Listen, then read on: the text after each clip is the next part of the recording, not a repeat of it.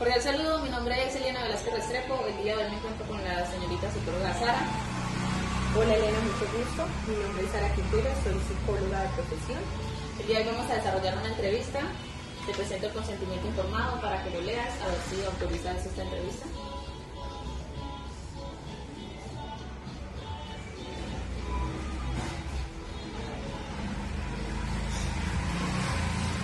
Pues ya lo había revisado previamente, voy a pasar a hacer la firma de mí.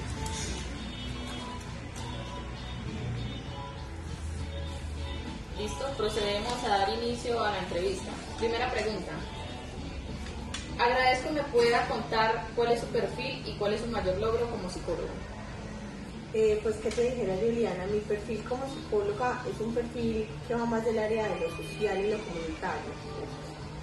¿Por qué? Porque yo considero que es importante uno devolverle un poquito a la comunidad eso que uno recibe, ¿cierto? Cuando yo estudié mi profesión, mi carrera, la universidad nos decía, las prácticas de psicología en su gran mayoría son gratuitas por lo mínimo, porque se espera que usted tenga ese componente social de devolverle algo a esas personas. Entonces, pues el mayor logro que yo consideraría que tengo en mi profesión es esa capacidad de poder aprender a autogestionar mis cosas para enseñar a las otras personas a autogestionar también sus situaciones a nivel personal, individual y colectivo.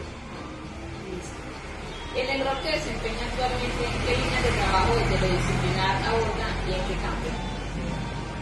Actualmente no me desempeño como psicóloga adscrita a la Secretaría de Salud y Protección Social del municipio de Jardín, y mi enfoque es, como ya te dije, más lo social, buscando precisamente prevenir, ¿sí?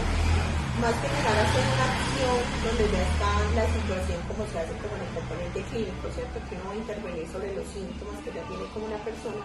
Lo que buscamos es que mediante esas señales las personas aprendan a gestionar ciertas situaciones a nivel personal y generar el componente de prevención, ¿cierto? Que va enfocado a precisamente todo lo que sea prevenir la enfermedad, manejar situaciones a nivel personal que pueden llevar a que una persona padezca o presente algún trastorno en el área de la salud mental o que pueda afectar a otras personas en su salud mental.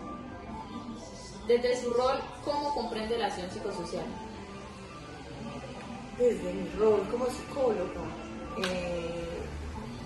para mí toda acción psicosocial y lo que uno busca, el bienestar de esa parte de la mente, del alma de la persona para con la sociedad, ¿cierto? Si yo estoy sano a nivel personal, ¿cierto? Si yo tengo, por decirlo de alguna manera coloquial, mis demonios yo los conozco y los puedo controlar, pues yo no voy a ser tan perjudicial para el otro, para la sociedad, ¿cierto? Entonces la acción psicosocial de nosotros es muy importante porque precisamente tratamos de sanar un malestar que hay en la comunidad y en la sociedad, porque no aprendimos desde pequeños, no nos enseñaron, y eso viene por los procesos de crianza de nuestros abuelos, nuestros antepasados, que no nos enseñaron a manejar nuestras emociones, a expresar lo que sentimos, a prestarle más atención a esto. Y pues desde el COVID, desde la pandemia, pues es algo a lo que se le tomó un poquito más de conciencia, se hizo más visible como para la sociedad y para el mundo, de que los problemas mentales es algo a lo que hay que prestarle atención, ¿cierto? Entonces lo que nos dejó la pandemia fue eso, que no solamente las empresas empezaran a preocuparse más por sus empleados, a tener espacios de bienestar, a brindarles la posibilidad de que puedan recibir asesoría psicológica, sino que también creó los centros de escucha, las líneas telefónicas que funcionan 24/7 para que una persona con malestar pueda llamar, buscar ayuda y poder gestionar las cosas para no llegar a una situación lamentable como por ejemplo un intento suicida, ¿cierto? Entonces, de alguna u otra manera, yo creo que la acción psicosocial va ahí, en cuidar a esa sociedad y tratar de sanar la sociedad que ha sufrido como tanto daño. ¿Desde cuáles modelos y enfoques de la psicología orienta las acciones que desempeña en el campo de la psicología? Pues Eliana, desde mi formación académica, pues mi enfoque, mi modelo teórico siempre ha sido como el cognitivo conductual, ¿cierto? Hay dos actores que me ayudaron mucho en mi proceso cuando hice como la parte clínica de mi experiencia profesional, que fueron Aaron Beck y Ellis. Ellos me ayudaron como mucho a entender mucho precisamente de cómo funcionamos y esos modelos de aplicación para entender muchas cosas a nivel individual es lo que me permite como hacer ese componente clínico cuando lo requiero, ¿cierto? Porque uno pues no se aleja del todo de me meto en lo social y me olvido de lo otro, sino que de alguna u otra manera uno en oportunidades encuentra situaciones donde uno dice, no, mira, a esta persona hay que ayudarla porque encontramos esto a nivel personal, entonces venga, hagamos más que el proceso clínico de psicoterapia, una asesoría, pero precisamente esas técnicas que nos enseñan ellos nos permiten decirle a la otra persona, no, mira, vamos a empezar a revisar cuáles son esos pensamientos automáticos y racionales que son los que se están generando el malestar y empiezarlos a trabajar, ¿cierto? No le hago como todo el componente terapéutico, pero sí le permito que vaya descubriendo ciertas cosas que puede adelantar el proceso clínico cuando la persona ya vaya a activar su ruta por el sector salud, porque sabemos que es muy demorado. Acá en Colombia toca entrar con un médico general, que el médico general nos remita para psicología, que la EPS nos apruebe la cita, que si no la den, porque entonces muchas veces no hay convenio, no hay contrato, no hay psicólogo en el municipio, toca en la ciudad de Medellín, ¿cierto? Entonces eso pone trabas, entonces de alguna u otra manera que la persona diga, voy a ir haciendo algo, cuando ya me salga la cita, pues tengo material adelantado que le va a permitir a ese psicólogo que le va a hacer su componente clínico empezar a trabajar desde lo que la otra persona ya identificó. ¿Qué acciones psicosociales resalta en su ejercicio profesional en este momento? ¿Qué acciones resaltaría yo? Pues yo creo que todo el componente preventivo, todo eso que ahorita tenemos de que nos permitan ir a las escuelas, que nos permitan ir a los colegios, que nos permitan entrar a trabajar a las empresas, pero también las mamás, que nos permitan ir a las escuelas de padres y precisamente brindar esa educación para que ellos vayan entendiendo muchas cosas que por falta de educación o por falta de búsqueda en internet puedan conocer cómo funciona. Si yo a una mamá le digo cómo funciona ese proceso de desarrollo de ese niño, si yo a una mamá le explico en qué etapa se desarrolla el cerebro, en qué momento el niño tiene toda esa corteza frontal construida que precisamente no es en la niñez, ¿cierto? Si yo le digo a la mamá es que es normal que no se controle, es normal que el niño no concentre su atención en determinados momentos precisamente por esa falta, pues los papás van a ser un poquito más sensibles a cómo tratar a ese niño, y lo mismo pasa con los docentes, ¿cierto? Porque venimos acostumbrados de que ahorita queremos como diagnosticar a todo el mundo como hiperactivo, con déficit de atención, con ansiedad, con depresión, pero no miramos que es que hay unos procesos normales del neurodesarrollo que precisamente llevan al ser humano o a ese niño a pasar por esas etapas, y muchas veces cuando los papás comprenden eso dicen como, bueno, si es que como le voy a pedir yo que haga esto, si es que esto no se consolida hasta posadolescencia, ¿sí? ¿Cuáles técnicas de abordaje utiliza desde los modelos y o enfoques de intervención utilizados en su ejercicio profesional? Eliana, yo creo que esa pregunta ya te la mencioné ahorita cuando lo revisamos con los modelos, ¿cierto? Las técnicas van basadas precisamente en que lo que a mí me permitía en ese componente clínico ayudar a la persona, ¿cierto? Entonces, la técnica, pues por excelencia siempre va a ser como la entrevista, que lo que le va a permitir a uno recolectar información de esa persona, en ese caso sería el paciente, ¿cierto? Pero para mí, en este momento, desde mi acción más social y comunitaria, pues mis técnicas de intervención más van a ser más sobre tener talleres que le permitan precisamente psicoeducar a los papás, ¿cierto? Que esa formación de los papás les permita a ellos generar cambios en su casa, en procesos de crianza que por desconocimiento los seguimos replicando, ¿cierto? Porque entonces pasamos de la moda de que al niño no se le puede pegar, ¿cierto? Yo no lo puedo reprender, ni le puedo pegar, ni le puedo castigar, pero entonces los dejamos sin ningún tipo de control, sin ningún tipo de norma, sin ningún tipo de límite en casa, y eso hace mucho daño, ¿cierto? Entonces pues mis técnicas son más de permitirle al papá o a la mamá o a ese chico con el que estoy haciendo el taller, el encuentro formativo, que conozca cómo funciona el ser humano para que desde ahí empecemos a hacer cambios en nuestra acción. ¿Trabaja de manera interdisciplinar y transdisciplinar? Pues Eliana, yo creería que más interdisciplinar, ¿cierto? Mi profesión o mi trabajo en este momento me permite tener contacto con otras disciplinas, así como la psiquiatría, ¿cierto? Porque pues uno acompaña ciertos procesos donde es necesario que el psiquiatra precisamente nos valore esa persona para recibir ese acompañamiento multidisciplinar.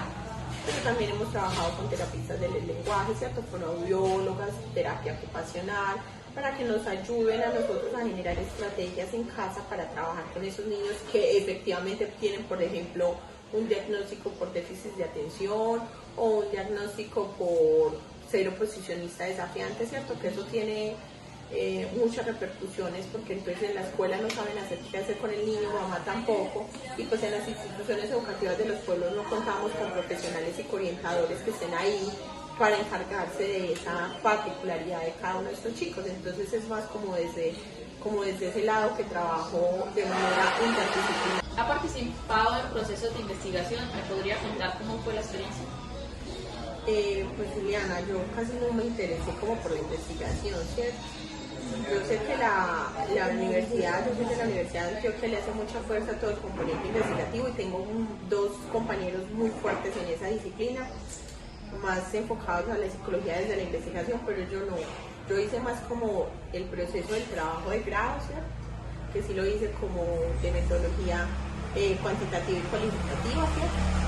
Que me di como el trabajo de hacer como el proceso de investigación, no solamente de teorías y autores, sino de participar con esos participantes que iba a ser mi trabajo de grado, de poderlos conocer, porque fue todo el tema del reconocimiento de emociones en las personas con síndrome de Down, ¿cierto? Cómo esas personitas con ese componente de ese cromosoma pueden reconocer las emociones en el otro y cómo las expresan, ¿cierto? Entonces desde ahí fue como mi componente de investigación. Me gustó, que me disfruté mi trabajo de grado, no fue algo como que me generara malestar, que me tuviera como ansiosa y venga, terminemos esto ya porque lo necesito para graduarme, sino que me lo disfruté. Fue algo que me lo disfruté, pero no ha sido como de mis intereses más fuertes, como para volverlo a hacer, no. ¿Qué aspectos éticos de la psicología son los más relevantes en su campo de acción? Yo creo que el aspecto más relevante en el tema ético siempre va a ser no tener acciones con daño. Si lo que tú vas a hacer no va a ayudar al otro o lo va a lastimar, no lo hagas, ¿cierto?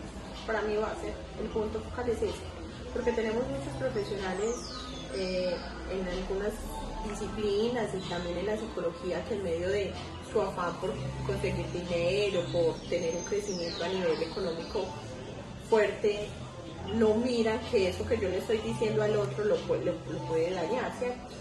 Que yo le diga que ponga todos sus síntomas y toda su enfermedad, cuando ya estamos hablando de una enfermedad o de un trastorno, en el componente de que un ángel nos va a ayudar, en que este baño nos va a ayudar, es una acción con daño, ¿cierto? Entonces yo estoy lastimando porque yo no estoy permitiendo que esa persona se atienda como verdaderamente lo necesita, ¿cierto? Porque una cosa es que usted por medio de la angeloterapia y demás pueda llevar a esa persona a que exprese sus emociones, ¿cierto? A que saque eso que tiene guardado, pero con eso hay que hacer algo, ¿cierto? Esa persona hay que hacerle una devolución para que sepa qué hacer con esos síntomas que tiene. Pero cuando yo no lo hago más allá de eso, sino solamente el interés económico, se vuelve una situación compleja, ¿cierto? Lo mismo pasa con los baños y demás.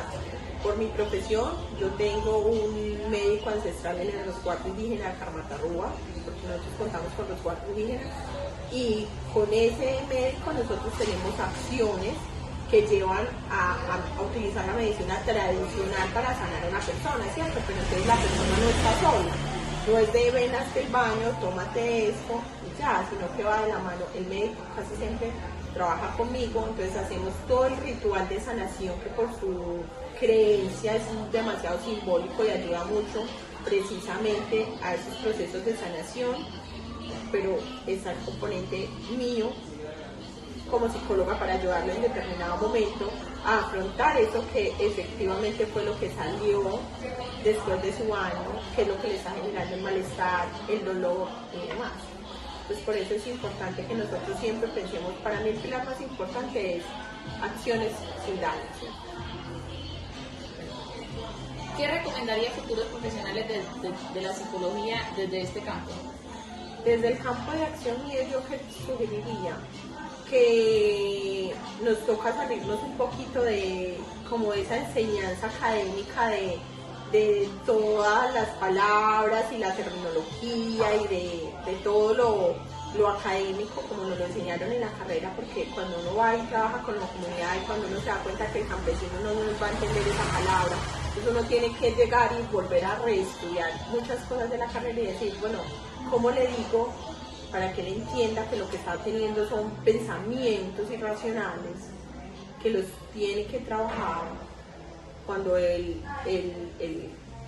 no me sabe leer, no me sabe escribir, y pues por ejemplo él me dice, venga, llenémoslos, entonces el registro de pensamientos automáticos es claro, entonces a qué horas, y qué dijo, y cuál fue la emoción que sintió, en qué nivel, en qué escala, entonces uno dice, eso hay que reacomodarlo para que para esa persona sea claro y pueda hacer uso efectivo de esa técnica, ¿cierto? Entonces yo creería que para los futuros profesionales, que siempre pensemos en ayudar al otro y que miremos si vamos a estar en el componente social comunitario, que debemos conocer a la comunidad con la que vamos a trabajar.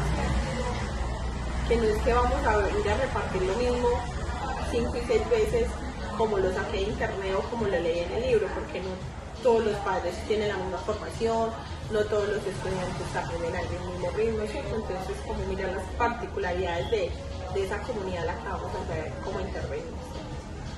¿En qué otra disciplina le gustaría especializarse tú?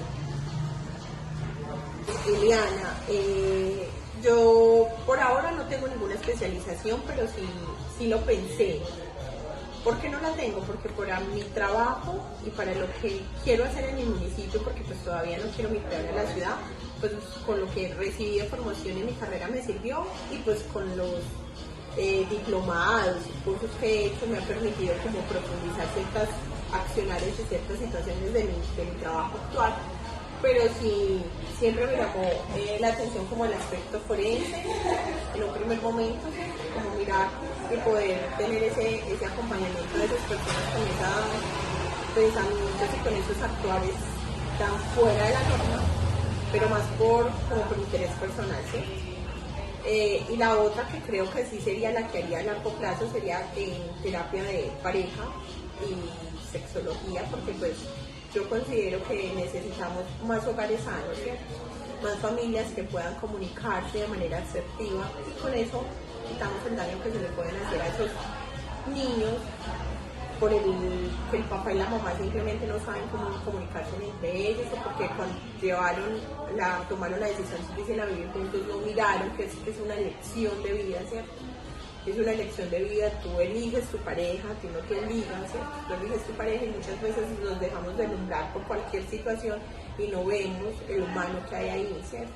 Y eso lleva a que seamos infelices, insatisfechos, y todo eso lo estamos exponiendo en la relación, y eso es lo que nos lleva a que no tengamos relaciones estables y duraderas, ¿cierto? Y eso pues a largo plazo interfiere con un proceso de desarrollo sano de esos niños que crecieron viendo a una mamá borracha, o a una mamá llorando, o a una mamá peleando, o a un papá discutiendo, tirándose en cosas, golpeándose, maltratándose, porque simplemente no saben cómo gestionar una relación. Entonces yo creo que mi especialización sería desde esa área. Bueno, muchas gracias, damos por terminada la entrevista. Pues no, Diana, muchas gracias a ti por buscarme, por tener como este interés. Espero que termines tu carrera bien, que desde tu campo de acción, como ya me dijiste que eras policía, pues puedas precisamente ayudar desde ahí, ¿cierto? Porque pues sabemos que en ese campo de trabajo siempre hay situaciones a nivel emocional que pues no les van a permitir gestionar. A ver, a los hombres desde chiquitos les decimos que no pueden llorar.